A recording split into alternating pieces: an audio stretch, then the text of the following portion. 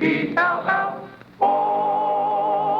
The Jell-O program starring Jack Benny with Mary Livingston, Phil Harris, Kenny Baker, and yours truly, Don Wilson.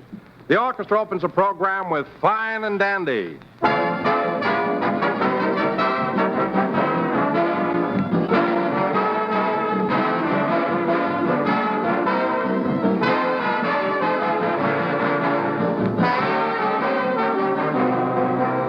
You know, when a friend recommends something to you, whether it's a movie, a book, or something good to eat, you naturally feel favorably toward it.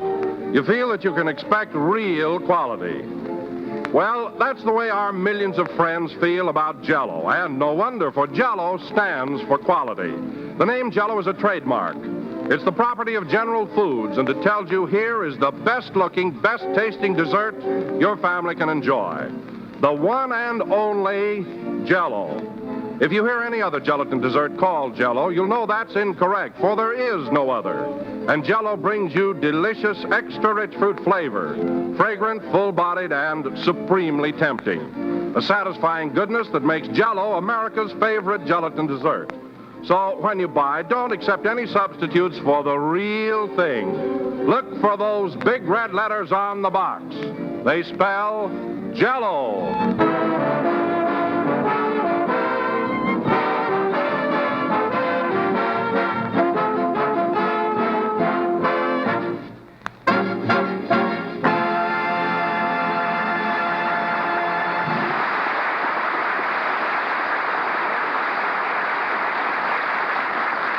That was Fine and Dandy, played by the orchestra. And now, ladies and gentlemen, I bring you a man... Hey, wait a minute, Jack. What's the idea? There's going to be a little switch, Don. Tonight, I'm going to introduce you. Well... And now, ladies and gentlemen, I bring you a man who today is celebrating his 16th anniversary in radio. Here he is, folks, 300 pounds of sugar and spice and everything nice, Don Wilson.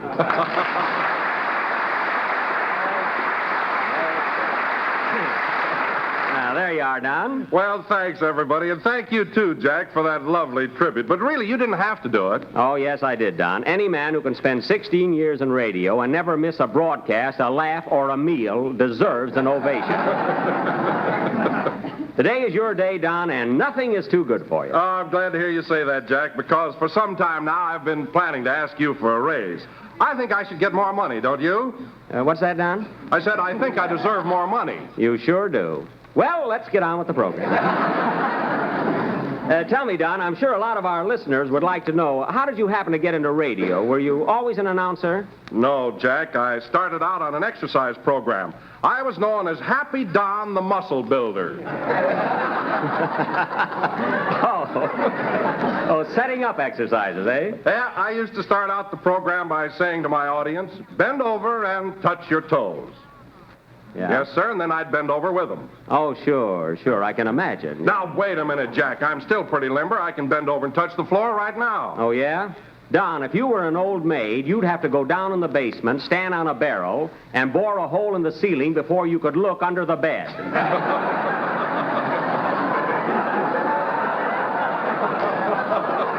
But this is your anniversary, Don, so let's change the subject. Okay, Jack, how about that raise? I think I deserve it, don't you? Yes, I'm agreeing, but not spending. Oh, hello, Phil. How are you? Hiya, Jackson. What's new? Jackson again. Phil, why do you walk in here every Sunday night and call me Jackson? Because asking you for a raise is like going up against a stone wall.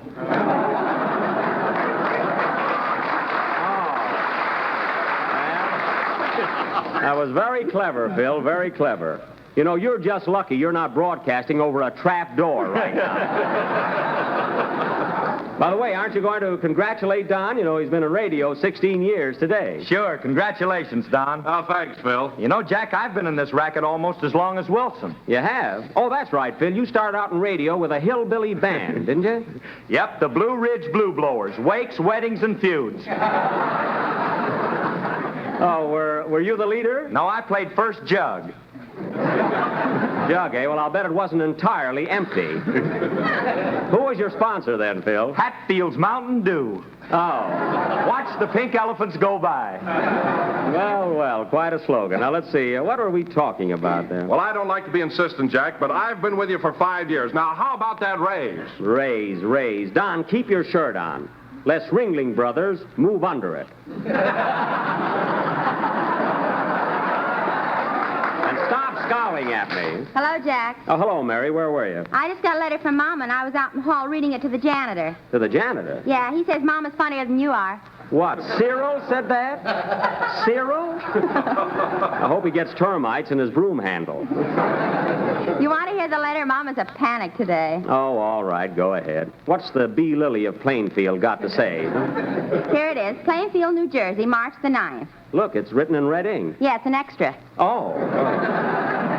Oh, go ahead. My darling daughter, Mary, just a few words to let you know we're all well and that I received your last check. Quite a while ago, wasn't it? The old gold digger. Go ahead. So sorry you couldn't be here for your sister Ruby's wedding. It was a grand affair. Well, it's about time she got married. When the bridegroom said I do, your father yelled hooray. And I was so embarrassed I stopped applauding. That's typical of your mother. Your sister's husband is a local tree surgeon, and it was love at first sight. Oh. She met him one day when he came to prune your Uncle Otto's wooden leg. Which is budding again. Budding again? Yeah. Last year they got 3 bushels of apples off it. Oh, that's amazing. Continue. Your new brother-in-law is 6 feet tall and has beautiful brown hair, which would look much better without those bangs.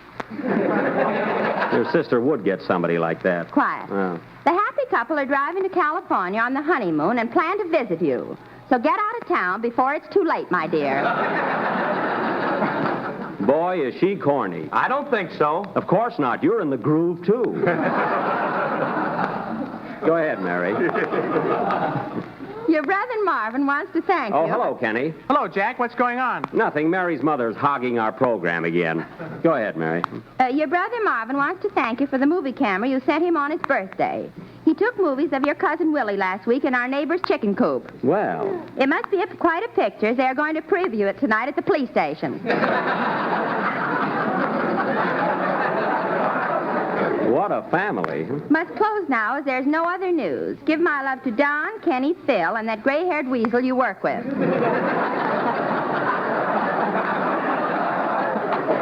I think she's comical.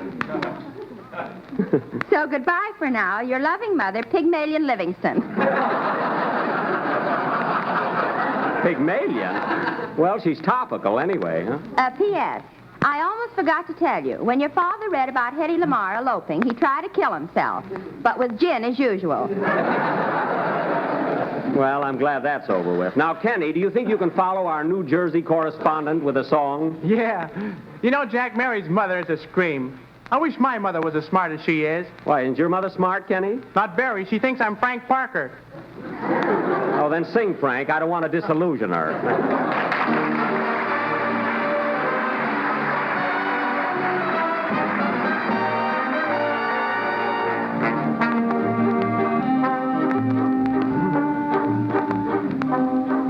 When they begin the begin, it brings back the sound of music so tender. It brings back a night of tropical splendor. It brings back a memory evergreen. I'm with you once more under the stars, and down by the shore an orchestra's playing, and even the palms seem to be swaying when they begin to begin.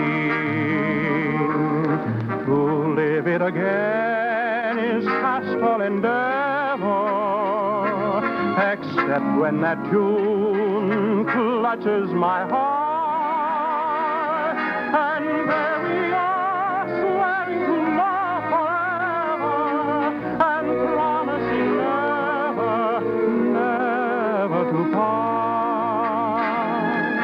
What moments divine, what rapture serene, till clouds came along to disperse the joys we had tasted. And now when I hear people curse the chance that was wasted. I know but too well what they mean. Let them say what they want, let them talk. Let the love that was once a fire remain an ember. Let it sleep like the dead desire I only remember.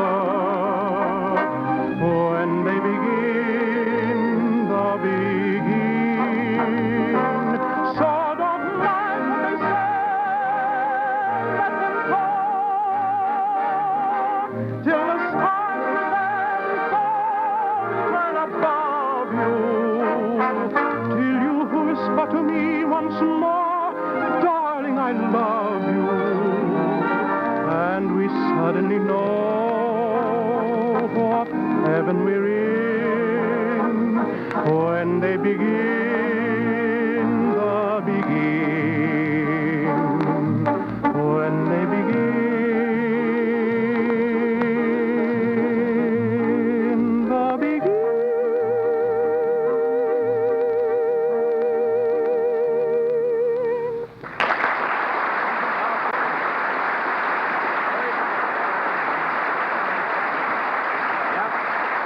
No matter how much you spend on your girl, you can't deduct it unless you marry her. Well, the government wouldn't feel that way if they could see her. Well, I'm sure they wouldn't. You know, in the first place, Kenny, when you make out your income tax, you should get somebody to help you. Oh, gosh, I had 4 accountants and I drove them nuts. That I can believe. Say, Phil, did you have much trouble making out your income tax? No, with the salary you pay me, it was a pleasure. That's so. Phil, if I only paid you 35 cents a week, you should salam every time you meet me on the street. I'll salam you right now if you want it. Some funny crack. That would go better in the Wilshire Bowl. And now, ladies and gentlemen, this being Don's anniversary... Say, Jack, the government's going to get a big kick out of my tax. They are? Yeah, I wrote a poem in the back of my check. A poem? Rickety racks, rickety racks. Here's my check for the income tax. If it bounces, let it slam and give my love to Uncle Sam. Well, that's very good. That's very good. They should love that. And now, ladies and gentlemen, as I started to announce several times... what was that now?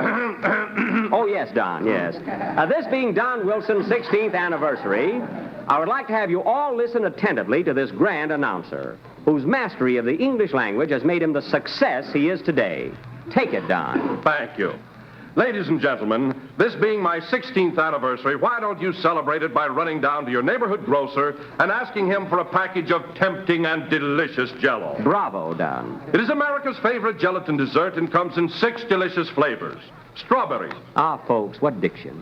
Raspberry. What superb enunciation. Cherry. Note the bell-like quality of his voice, folks. Orange. Listen to those pear-shaped tones. Lemon. Ain't he a whiz-bang? And lime. I thank you. Did you hear that, folks? Did you hear that? If that wasn't thrilling, I'm a Chinaman. Here's my laundry, Jack. Thanks. I'll have it back Wednesday. And now, ladies and gentlemen, as a climax to this special occasion, we were going to do a little play called The Life of Don Wilson. But we found it rather dull. So we decided instead to give you the life of Fred Allen. But that turned out to be repulsive. So therefore, folks... Say, Jack, speaking of Allen, I saw that picture of you on the front cover of Radio Guide where you're training to fight him. Yes, sir, and I looked pretty tough there, didn't I? You sure did, but I couldn't figure out what you were holding in your right hand. That was a flute. You see, Allen is a snake, and I have to charm him before I can hit him. Now, getting back to our play, I think it's a crime the way Portland has to take in washing. Allen's doing all right. Oh, well.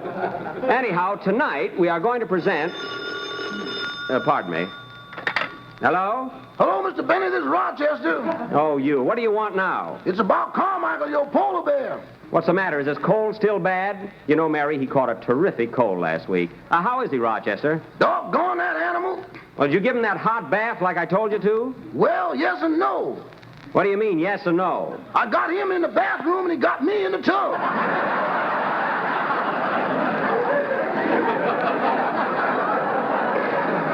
Well, look, Rochester, there's a mustard plaster in the cabinet, so you better put it on his chest. That'll help. On his chest? What about all that fur? Well, naturally, you'll have to shave the fur off. Boss, if I ever get that close to him with a razor, I'm going to get even.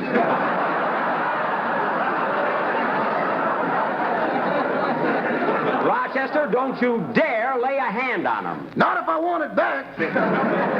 I'll come home right away and take care of Carmichael myself. In the meantime, put him to bed. So long. So long. Well, what's so funny? Wasn't it silly of Mr. Wilson to ask you for a raise? It sure was. Goodbye. I'm sorry, fellas, but I gotta run along. I'm worried to death about Carmichael. You can take care of the rest of the show, can't you, Don? Oh, sure. Run along, Jack. Come on, Mary. I want you to go with me. Okay. Can I come too, Jack? I've never seen a polar bear. Sure, Kenny. He's never seen a tenor either. Let's go. My car's right downstairs. Oh, that old thing? If you're in a hurry, let's walk. You'll go in my car and like it. So long, fellas. So long. Well, Phil, what'll we do? I don't know about you, but I'm going to lay down over here in the corner. Play, boys, and not too loud.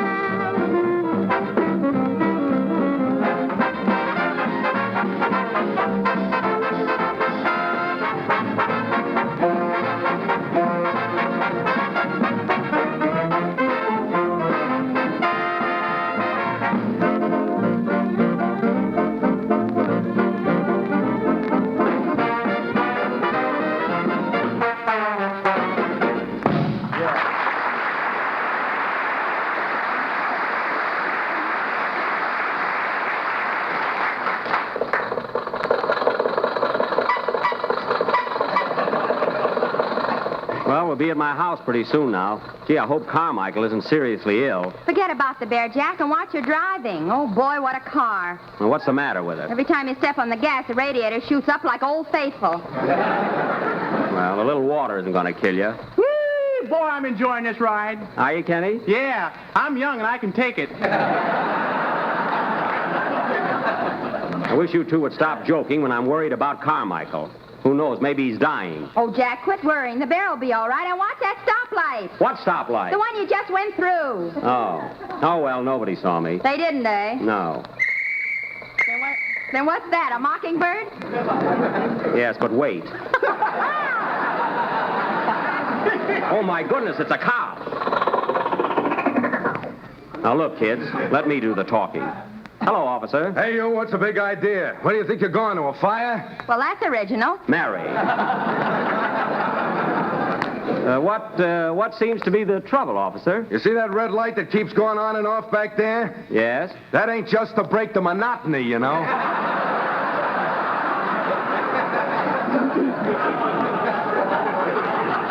Well, I'm sorry, officer. I got a good mind to give you a ticket. Go ahead, I dare you. Now, Mary. She's a little nervous, officer. Oh, yeah? You can't arrest us. I'm a junior G-man. Penny. Look, officer, I've really got a good reason for being in such a rush. My polar bear is quite ill. Your what?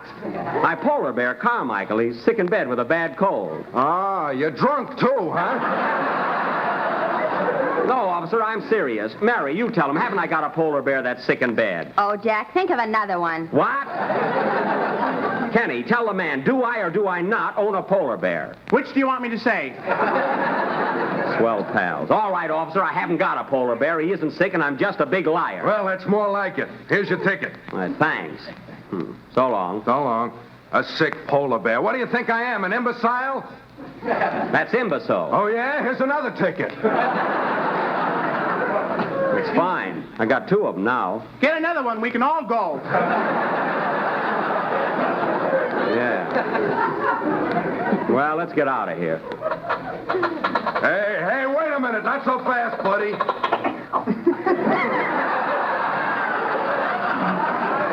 Oh, now what? Look at those license plates. This isn't 1937, mister. Now, see here, it's not my fault. I wrote in for new ones. Well, while you're waiting, have another ticket. Hooray, I knew we'd make it. Kenny. Now, listen, officer, I can explain... Oh, Jack, you've got enough. Don't be a pig. Oh, brother, if you weren't a woman. Well, all right, I'll take these tickets and go. I want to hold mine. All right. All right, let's get going. 3 tickets. And you 2 kids certainly proved to be fine traders. Oh, we were just having a little fun. Yeah, what's the matter? Can't you take a rib? Kenny, I'd like to take your rib and hit you on the head with it. Well, here's my street. Hang on tight. I'm going to make a turn.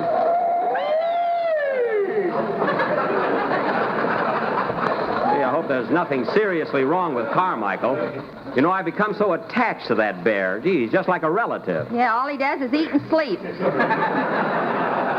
Just the same, I like him. Well, here we are at the house.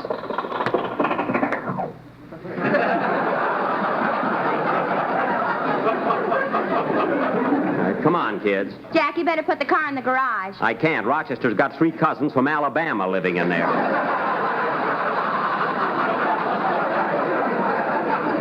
I don't know what to do with them. Why don't you start a minstrel show? No, I think I'll just plant cotton in the backyard. That'll keep them busy. Hey, Mary, get a load of that sign on the front door. Where? Why, Jack Benny, you ought to be ashamed of yourself. What for? Look at that sign. See the polar bear, 15 cents. Well, I'll be darned. Rochester must have put that up. I was wondering how he bought that new suit. Darn it, the door's locked and I forgot my key. Ring the bell, Kenny. I can't go in. I didn't bring any money with me. Never mind. Ring the bell. Okay. We ain't open today, folks. The bear's sick.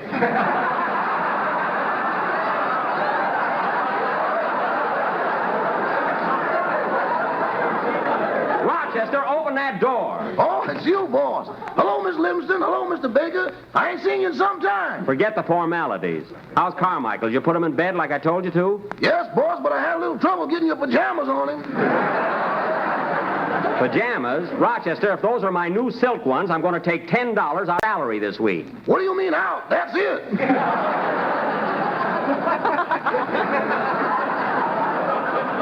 Well, I haven't got time to argue. Tell me, how's Carmichael? His cold seems to be getting worse. He sneezes all the time. Well, that's awful. Did you take his temperature? I sure did, boss. What does the thermometer say? Easterly winds with probable rain. You used a barometer. Oh, well, I'm going in and look at him. Can we see him, Jack? Yes, but you'll have to be quiet. Now, follow me. See. I wonder if we should have brought flowers. That isn't necessary.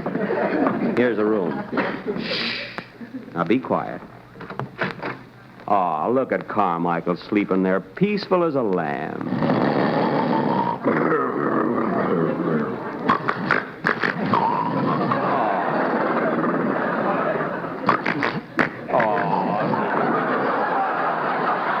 Gee, isn't he cute? Look at that smile on his face. Huh? Yeah, I wonder what he's dreaming of. Some other bear, no doubt. Quiet, you'll disturb him. See? You woke him up. Gee, look at him. He's got such a bad cold, I think I'll pull the covers up around him. Be careful, boss. He's kind of ornery. Well, naturally, he's sick. Look at him. Has Carmichael got a bad cold? Gesundheit. Ooh, Carmichael, watch it. Shall I get your umbrella, boss? No, Rochester, you should have given him a spoonful of this cough syrup every hour. Here, open his mouth and give it to him now. Boss, I wouldn't open his mouth if my best friend was in there.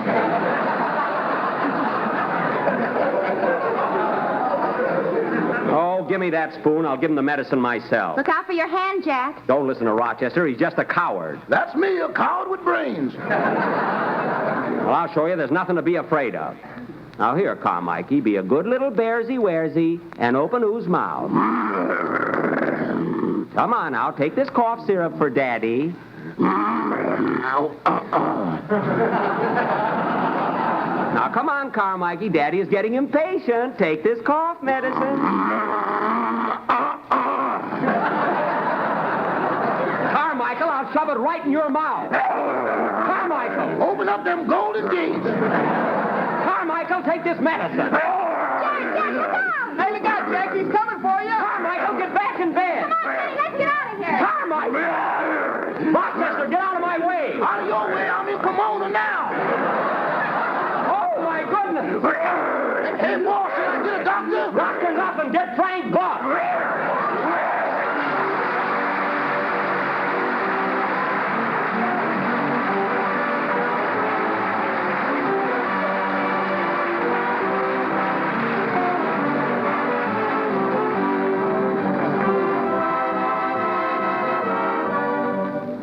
Here's a new idea for St. Patrick's Day. Quick and easy to prepare, unusual looking, delicious to eat. We think you'll like it. Jell-O chocolate pudding, rich and creamy smooth, served in individual sherbet glasses and topped with fluffy whipped cream and bright green candy shamrocks. And there is a grand dessert, for Jell-O chocolate pudding is just the best tasting pudding you ever dipped a spoon in. Smooth as satin, real chocolatey, for it's made with fine, wholesome ingredients. It has a beautifully tender texture, a mouth-watering taste.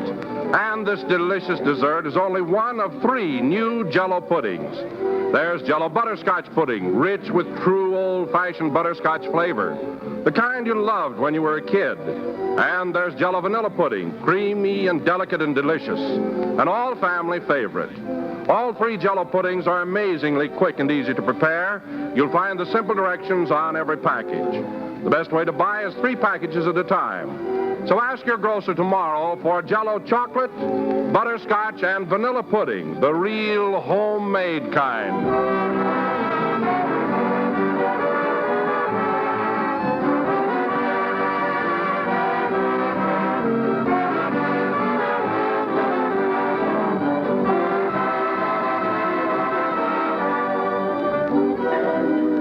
This is the last number of the 24th program in the new Jell-O series, and we will be with you again next Sunday night at the same time.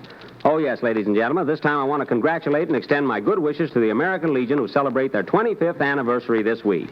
You know, Mary, every time the Legion has a birthday, it reminds me of my heroic deeds in the World War. It does, eh? Yes, sir. Well, Carmichael's gone now. Get down off the chandelier. Are you sure? Good night, folks.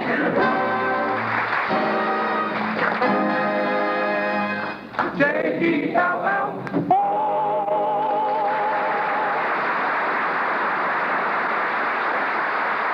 Kenny Baker appears on the Jell-O program through courtesy of Mervyn LeRoy Productions.